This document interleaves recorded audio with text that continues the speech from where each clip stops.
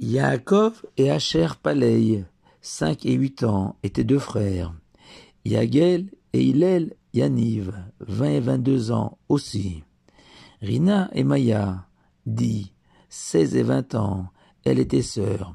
Et tous viennent d'être assassinés en Israël ces 2 derniers mois, lors de différents attentats. Ils ont été tués car ils étaient juifs.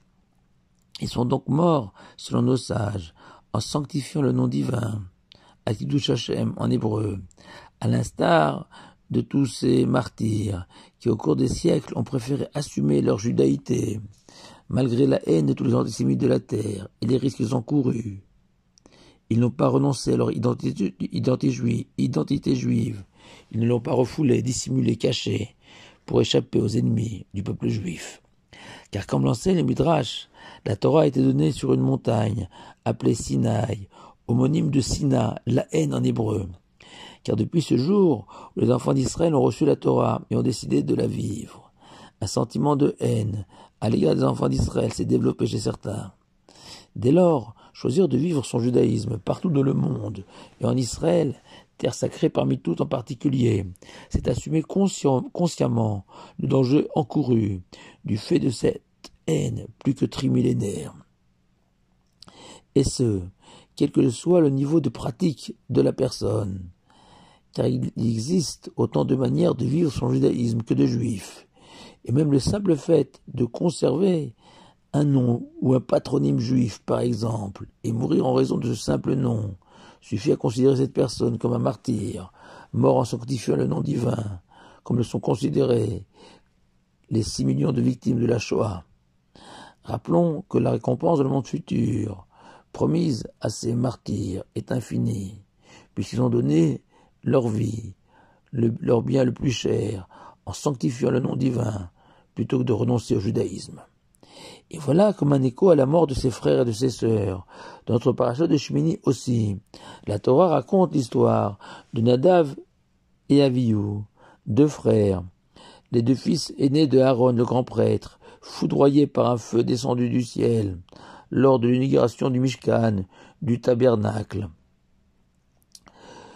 Nadav et Avihu, coupables d'avoir apporté un feu étranger sur l'autel, le misbéar du Mishkan, sanction apparemment disproportionnée par rapport à la faute commise, presque incompréhensible, et en tout cas inacceptable pour Aaron et son épouse, comme pour les parents de Yaakov et Asher, Yagel et Hillel, Rina et Maya. Et selon le Rashbam, petit-fils de Rashi, géant du Moyen-Âge, c'est alors que Moshe s'est tourné vers son frère, Aaron, en pleurs, et lui a alors tenu les propos suivants. « Sache, mon frère, que je partage ta peine et ton étonnement devant cette tragédie de perdre en une fraction de seconde 2 enfants, qui plus est remarquables en tout point, appelés à te succéder. Mais sache aussi, mon frère, qu'en cet instant, tous les yeux des enfants d'Israël sont braqués sur toi. Guette ta réaction, toi le grand prêtre, l'homme chargé de porter nos offrandes, nos prières, nos suppliques auprès du Tout-Puissant. Et le véritable courage dans de tels moments est d'accepter le jugement divin dans toute sa rigueur, sa sévérité, sa brutalité, même si ce jugement t'est insupportable. Trouve la force en toi de garder ta confiance en l'Éternel, son infinie bonté et sa générosité, lui qui nous a donné la vie, mais qui peut aussi nous la reprendre comme un dépôt que l'on confie à un ami et que l'on peut réclamer à tout instant. Sois fort, mon frère, et sanctifie le nom divin dans de tels moments, toi qui es notre modèle et notre guide à tous. En entendant ces paroles de Moshe, la Torah écrit « Vaïdom Aaron ». Aaron a séché ses larmes et n'a pas exprimé la moindre lamentation ou complainte à l'égard du Tout-Puissant. Aaron est resté silencieux, mutique selon nos sages, le silence comme un refuge, un abri, mais aussi la marque d'un géant, d'une forme d'agrément, du jugement céleste, même si celui-ci paraît tellement irrationnel. Mais, par ce silence, Aaron méritera, selon le Talmud, que peu après ce drame, l'Éternel s'adresse à lui, et seulement à lui, dans un entretien privé, un aparté, et lui enseigne une loi relative à la sainteté du Mishkan et du Temple de Jérusalem. Cet entretien privé est un privilège et une expérience spirituelle hors du commun que seuls Moshe et Aaron ont vécu. Le silence de Aaron face au drame lui a permis de se grandir encore et de pénétrer dans l'intimité divine.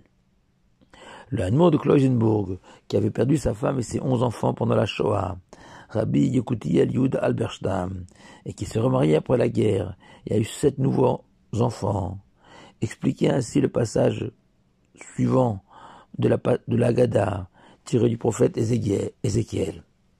En Égypte, Dieu a déclaré qu'il a admiré les enfants d'Israël qui ont pratiqué la Mila, la circoncision, et sacrifié l'agneau de Pessah.